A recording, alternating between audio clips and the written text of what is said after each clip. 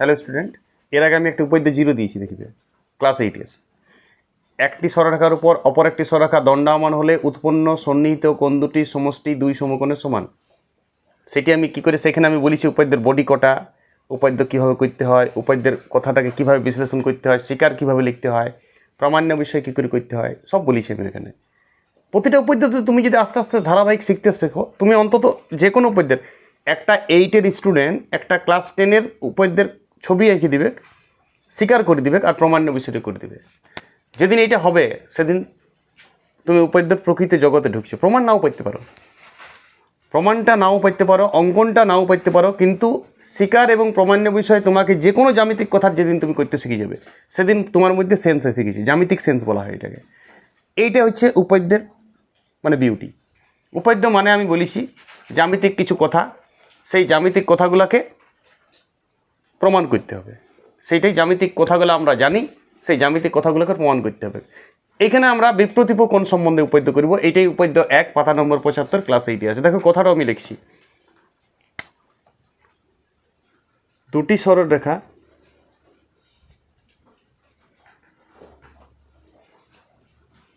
পরস্পরকে ছেদ করিলে, এটা পরীক্ষায় দিবে, উৎপন্ন বিপ্রতীপ কোণগুলি সমান হয়। এই কথাটা দেওয়া থাকে পরীক্ষায়। দেখো আমি আগের উপপাদ্য তো বলেছি, তাহলে এখানে ছবিটা তুমি এই নিরিখে ছবি করো। ফার্স্টে দুটা সরলরেখা তারা পরস্পরকে ছেদ করেছে, তাহলে এই একটা সরলরেখা যাচ্ছে এবি, এই একটা সরলরেখা যাচ্ছে সিডি, তারা পরস্পরকে ছেদ করেছে ও বিন্দুতে। তার ফলে বিপ্রতীপ কোণ উৎপন্ন হয়েছে। বিপ্রতীপ কোণ মানে তো তোমাকে নিচের ক্লাসে 7-এ বিপ্রতীপ কোণের সংজ্ঞা ছিল। এই কোণটার সাথে এই কোণটা বিপ্রতীপ, অর্থাৎ বিপরীত দিকে অবস্থিত কোণটাকে বিপ্রতীপ কোণ বলা হয়। আমি অন্য কালিতে করছি, এই কোণটার সাথে এই কোণটা বিপ্রতীপ। তাহলে বিপ্রতীপ কোণ ক জোড়া উৎপন্ন হয়েছে? 2 জোড়া। দুটা সরলরেখা ছেদ করলে 2 জোড়া বিপ্রতীপ কোণ উৎপন্ন হয়। কথা বুঝাইছো কি না বুঝাইছো? তাহলে এইবারে উপপাদ্যের স্বীকার হবে। স্বীকার মানে কি? মানি নেওয়া। ছবিটাকে মানছি। তুমি যে কোনো উপপাদ্য এটা করতে পারবে। এটা ক্লাস 7-এর স্টুডেন্টও সেন্সিলালি পারবে, স্বীকারটা পারবে, প্রমাণটা নাই পারবো। আর এইখানে প্রমাণটা সবথেকে সহজ নিয়মে করাবো, বইয়ের মতন আমি করাই না। আমি নিজের ভাষা নিজের মন থেকে করে, পুরো উপপাদ্যটা নিজের মন থেকে করি। তোমাকে লিখতে খুব কম হবে আমার উপপাদ্য ফলো করলে, এবং সরলতা আসবে উপপাদ্যের মধ্যে। তোমাকে চাপ মনে হবে না, উপপাদ্যটা আনন্দ সহকারে হাসি উপপাদ্য করতে পারবে। তাহলে এখানে এই কথাটাই আমি ঘুরে টুকবো, কিন্তু নাম নিয়ে। এটা বিনা নামে আছে কথাটা, কোনো নাম টাম দেওয়া নাই। এইখানে ছবি এঁকেছি, এই কথাটার সাপেক্ষে ছবি এঁকেছি, সেই ছবিটার সাপেক্ষে ওই কথাটাকে ঘুরে পিছু করিলে উপপাদ্যের জটিল বাক্যে লেখা থাকে একটা হবে একটা হলে, একটা শর্ত দেওয়া থাকে এটা হলে এটা হবে, যেটা হলে সেটা স্বীকার করতে হয়।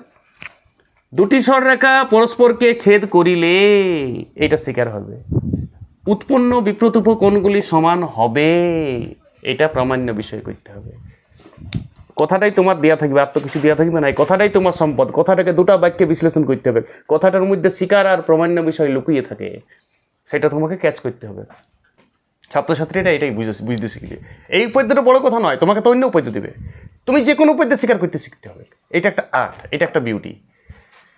যে ছাত্রছাত্রীরা স্বীকার করতে পারে, প্রামাণ্য বিষয়টা পর্যন্ত লিখতে পারে, তারা এই উপপাদ্যের জগতে মানে রাজ করিবে। ওরা বাচ্চারা 8-এর উপপাদ্য জগতে ঢুকছো।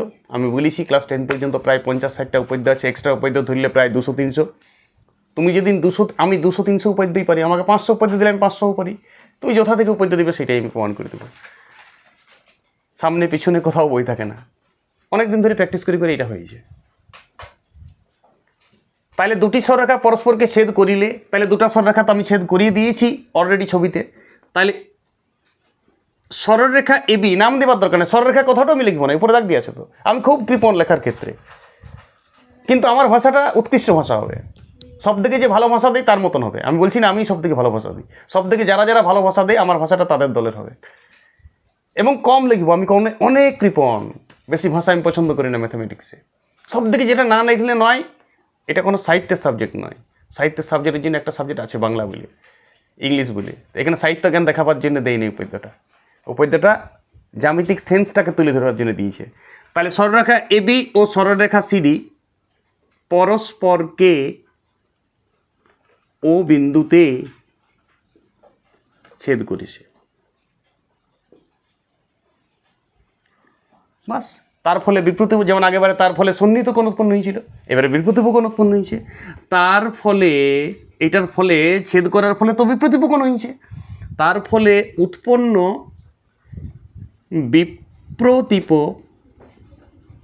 কোণ, কোনটাও লিখবো না, বিপ্রতীপ কোণ এ ও সি ও বি ও ডি, এই দুটা পরস্পর বিপ্রতীপ, এবং এই এক জোড়া বিপ্রতীপ, এবং ওই কথাটাতেই লিখব কোণ এ ও ডি, লালটা দেখো, ও কোণ বি ও সি, যেমন লিখবে বি ও সি লেখো, সি ও বি লেখো, তাও চলবে। ওইটা কোনো ক্লক অ্যান্টি ক্লক বলে তোমাকে কিছু বাজে কিছু, মানে অতি শৃঙ্খল পরায়ণ মানুষ একদম মুক্ত থাকো তুমি, কোনো কিছু না। ক্লক অ্যান্টি ক্লক ওই ফাটিংবাজি সব, কোনো কোথাও কাজে দেবে না তোমার কন্টেক্ট। ক্লক অ্যান্টি ক্লক, এই কোণ দুটা বিপ্রতীপ আর এই কোণ দুটা বিপরীত। এটা রাইট দিলাম, এটা কাট দিলাম, বোঝার চেষ্টা করবে। কোন দেখতে শিখো, এই কোনটার নাম এওডি বা ডিওএ যা বলবে তুমি, কোনো যায় আসে না। তাহলে কোনগুলার পরিচয় দিলাম, এই জোড়াটা বিপ্রতীপ আর এই জোড়াটা বিপরীত। উপপাদ্য বলেছে কোনগুলি, তোমাকে দুটা কোণেই প্রমাণ করতে হবে, পার্টিকুলার এই দুটা বিপ্রতীপ হয়ে ছাড়ি দেওয়া যাবে না। বিপ্রতীপ কোণগুলি, দু জোড়া বিপ্রতীপ কোণ আছে এখানে। দুটা সরলরেখা যদি ছেদ করে ও বিন্দুতে, তাহলে দু জোড়া বিপ্রতীপ কোণ উৎপন্ন হচ্ছে। এক জোড়া লিখলে কাটা খাবে পুরো উপপাদ্য। প্রামাণ্য বিষয় সব স্বীকার করে নিয়েছি, যা করার। প্রামাণ্য বিষয় আমি কিচ্ছু খাটবো না, এখানে ডাইরেক্ট লিখবো কোণ এওসি সমান কোণ বিওডি, মাঝটাই বিপ্রতীপ কেউ লিখবে না। আর সবার বিপ্রতীপ ওইসব লেখার দরকার নেই, ওই আজে বাজে কথাগুলো ব্রেন থেকে আউট করো। এই কোণ দুটো সমান, কিবোর্ডে তো আমি উপরে বলে দিয়েছি, 27 বার করে মাঝটাই বিপ্রতীপ লেখা মানে কষ্ট হয়, দেখতে অসভ্য লাগে। এবং কোণ এওডি সমান কোণ বিওসি, এই দুটা প্রুভ করবো, এইটা আমাকে প্রমাণ করতে হবে। শিকারটা মুছবো, টুকবার হলে টুকে নাও, আয়ত্ত করবার হলে আয়ত্ত করে নাও, টুকে কিছু লাভ নাই। ঠিক আছে, ব্রেনে আয়ত্ত করো, যতক্ষণ না তুমি শিকার নিজের ভাষায় লিখতে পারছো।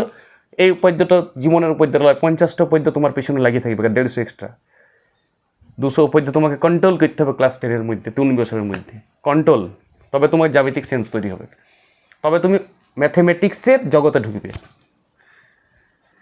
সেই জন্য উপপাদ্য শুরু হচ্ছে এইখানে। তো এইখান থেকে তুমি সঠিক পদ্ধতি উপপাদ্য শিখো, শিকার প্রামাণ্য বিষয়ে লিখতে শিখো, দেখবে তোমার আস্তে আস্তে উপপাদ্য আয়ত্ত হচ্ছে। আর কথাটাকে বিশ্লেষণ করো, কোনটা হলে প্রোডাক্ট, কোনটা হবে প্রোডাক্ট। আর কথাগুলোকে তো ব্রেনেও রাখতে হবে। দুটা সরলরেখা পরস্পরকে ছেদ করলে উৎপন্ন বিপরীত কোণগুলো সমান হয়। একটা সরলরেখার উপর অপর একটা সরলরেখার দণ্ডায়মান হলে উৎপন্ন সন্নিহিত কোণগুলো সমষ্টি 2 সমকোণের সমান হয়। ত্রিভুজের কোনো একটি বাহুকে পরিচিত করলে যে দুটি বহিস্থ কোণ উৎপন্ন হয়, যে বহিস্থ কোণ উৎপন্ন হয় তার মান অন্তস্থ বিপরীত কোণ দুটি সমষ্টি সমান। ত্রিভুজের 3টি কোণের মান 2 সমকোণের সমান। ত্রিভুজের যদি মধ্যমা অঙ্কন করি, তাহলে মধ্যমাটা দুটো বাহু সমষ্টি থেকে বড় হয়। এরকম এইটার উপপাদ্য বিভিন্ন আসবে, আরও আসবে, আমি আরও বোর্ডের ক্লাস দেবো। এখন আমি এই উপপাদ্যটির জন্য কোনো অঙ্কন দরকার নেই, কিন্তু তুমি এখানে একবার ভাববে অঙ্কন বলে একটা কথা। সব উপপাদ্য অঙ্কন লাগে না। প্রথম জিরো উপপাদ্য তো আমি উপপাদ্য জিরো বলে একটা উপপাদ্য সৃষ্টি করেছি 8 ক্লাসে, সেটা তো আমি অঙ্কন দিই নাই, এটা তো অঙ্কন দেবো না। অঙ্কন দরকার নাই, অঙ্কন দিব না, লেখলো এখন অঙ্কনটা। প্রমাণ যদি না হয় তখন অনেক সময় অঙ্কন করতে হয়। দেখাবো আমি কোনো উপপাদ্য অঙ্কন করতে হতে পারে, এইখানে অঙ্কন করতে হচ্ছে না। শিকারটা আমি মুছছি, ওইখানে আমি প্রমাণটা করছি।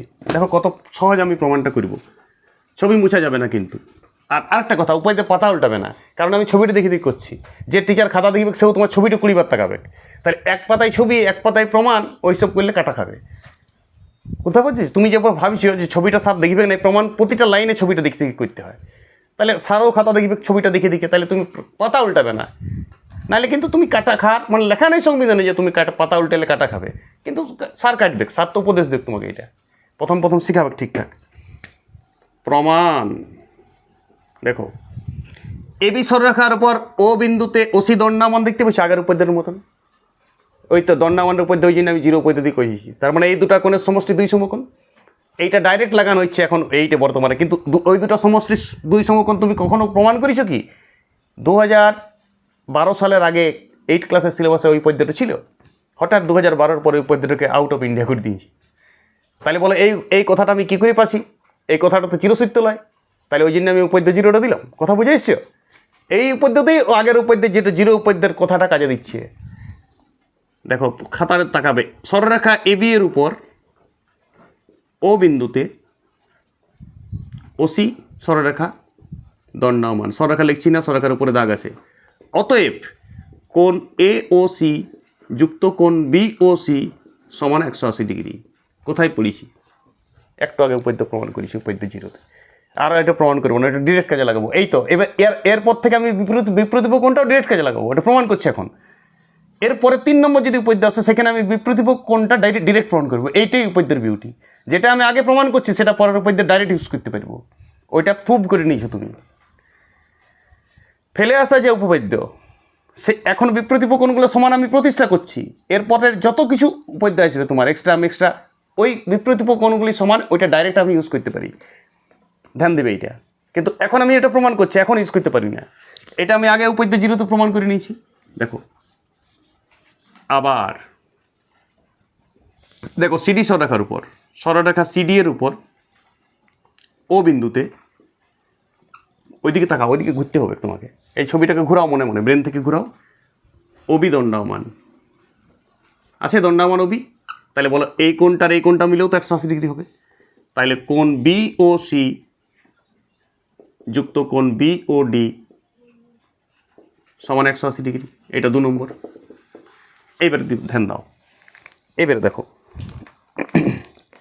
কৃপা ধ্যান দে। দেখো এইখানেও বিএসি ছিল, এইটাতেও বিওসি আছে। বিওসি যখন আমি এওসির সঙ্গে যোগ করে দিচ্ছি তখনও 180 ডিগ্রি দিচ্ছে। আবার বিওসিকে যখন আমি বিওডির সঙ্গে যোগ করে দিচ্ছি তখনও 180 ডিগ্রি দিচ্ছে। অনেকে এই দুটো সমান করে কাটাকাটি করে, একটু খেলা করে। আমি আর খেলা করি না, আমি স্পষ্টত লিখে দেবো। পরিষ্কার দেখাচ্ছে বিওসি কোনটা এখানেও আছে, এখানেও আছে।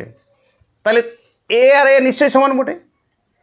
আমিও রামের সঙ্গে যোগ করলে 50 বছর বয়স হয়। আমার আমার আমার আর একজন বন্ধু আছে প্রদীপ, তারও রামের সাথে বয়স যোগ করলে 50 হয়। তাহলে আমার আর প্রদীপের বয়সটা কী হবে? কথা বুঝছো? রাম তো দুজনের সাথে যোগ করলে 50 হচ্ছে। তাহলে বিওসি যদি দুটোই যোগ করতে হয় তাহলে আমি পরিষ্কার লিখবো, স্পষ্ট তো। এইখানে আমার উপদ্য আমি নতুন করে করবো, আমার উপদ্য আমি, আমার যুক্তি। বইটা ফলো কেন করতে যাবো? বইয়ে করি সেই দুটো সমান, তারপরে কাটাকাটি করি, সে করার দরকার কি? তাহলে পরিষ্কার দেখাচ্ছে কোণ এওসি সমান কোণ বিওডি। দেখো একটা প্রমাণের বিষয় এটা ছিল 1 নম্বরে বা 2 নম্বরে। প্রমাণের বিষয় দুটো লিখেছিলাম না, একটা গ্যারেন্টি ছিল এওসি সমান বিওডি। তাহলে প্রুভড। আর 2 নম্বর বা যে প্রমাণটা হলো না সেটা আমি অনুরূপে প্রমাণ করে পাই লিখব। আরে অনুরূপে এই বাহু দুটো সন্নিহিত কোণ করলে তুমি এইটাকে কমন বাহু থেকে এটা পেয়ে যাবে। এইটা দণ্ডায়মান আর এইটা দণ্ডায়মান করো পাশাপাশি, এদিকের উপর এবি এর উপর ওডি দণ্ডায়মান করে দাও, তাহলেই পাবে। সেটা করার দরকার হয় না, একই উপপাদ্য করার দরকার হয়। অনুরূপ বলে একটা বাংলা ভাষা আছে, সেটা লিখে দিবে। অনুরূপে প্রমাণ করা যায়, এখানে কোনটা হলো এওসি আর বিওডি হয়ে গেল। তাহলে যেটা হলো না সেটা লিখে দিবে। অনুরূপে প্রমাণ করা যায় এওডি সমান বিওসি, প্রুভড। তাহলে দুটা প্রমাণ হয়ে গেল, উপপাদ্য শেষ, ঘটনা শেষ। এইটুকু প্রমাণের বডিটা হবে। এর বেশি আমি লিখতে আমি কৃপণতা আছে আমার।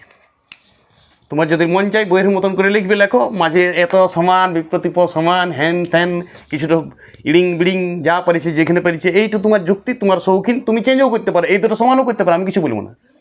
তুমি যদি এই দুটো সমান করো, বিওসি কাটো, তাও চলবে। তাহলে এওসি সমান বিওডি পাবে। আর আমি স্পষ্টত দেখা পাচ্ছি, তো আর কাটাকাটি করে আমি কি বাচ্চা ছিলার মতন খেলবো? ওইটা বলে বাচ্চা ছিলা করে, শিশু সুলভ আচরণ। এইটা দুটো সমান করে কাটাকাটি মজা লাগে করতে করে। দেখাইছে তো যে একই জিনিসের সঙ্গে যোগ করা আছে দুটো মিলে 180, তাহলে দুটো কেন সমান হবে না? কথা বুঝে এসছে? একটু আলাদা করবো আমরা বইয়ের থেকে উপপাদ্য। হ্যাঁ, বই ভুলভাল করবো না, যুক্তি থাকবে। সবাই রাইট দিবে, সব টিচার রাইট দিবে। কথা বুঝে এসছো? রাইট দেওয়া উচিত সব টিচারের। বইটা আমি মুখস্থও করি না, বইটা আমি ফলোও করি না। উপপাদ্য কোনো মুখস্থের জিনিস নয়। জ্যামিতিক সেন্স তৈরি করো, আজ থেকে তোমার জীবনে বিপ্রতিপ কোণ এবার থেকে ডাইরেক্ট লাগাবে, আর প্রমাণ করতে হবে না। এই উপপাদ্যটা ক্লাস 8-এর ইউনিট পরীক্ষা 1-এর জন্য খুব ইম্পর্টেন্ট। আমি যেভাবে করলাম সেভাবে করো, সব উপপাদ্য তুমি করতে শিখে যাবে। উপপাদ্য তোমার পেছনে থাকবে। উপপাদ্য কোনো জিনিসই নয়, বাচ্চা ছেলের জিনিস। ভালো থাকো সবাই, প্র্যাকটিস করো, প্রচুর পড়াশোনা করো, ভাষার সেন্স আনো। উপপাদ্য না দেখে লেখো, এখনই উপপাদ্য না দেখে লেখো সবাই। ওকে।